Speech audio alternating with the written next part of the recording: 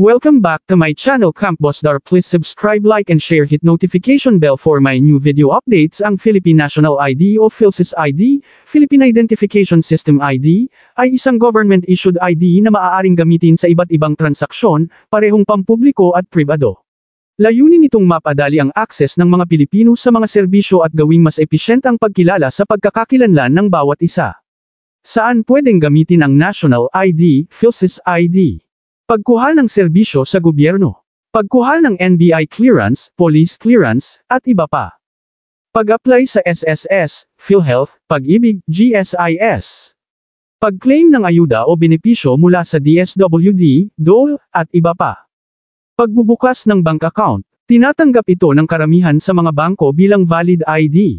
Pagkuha ng mga serbisyo sa private sector. Telco services, e.g. Globe, Smart. Pagkuha ng insurance. Pagpapakilala sa ospital o klinika. Pagbiyahe. Maaaring gamitin bilang valid ID sa domestic flights o bus terminals. Employment. Requirement sa job application o company onboarding. Pag-aaral, scholarships. Sa mga government-funded scholarships o student loan applications. Paano kumuha ng National ID, PhilSys ID? 1. Online registration, Step 1. Pumunta sa URL. I-fill out ang form, basic info tulad ng name, birthday, address, etc. Mag-schedule ng appointment sa pinakamalapit na registration center. 2. In-person registration, Step 2. Pumunta sa iyong napiling registration center. Dalhin ang mga valid supporting documents, HAL, PSA birth certificate, UMID, passport. Magkakaroon ng biometric data capture, fingerprints, iris scan, photo. Verification of info. 3.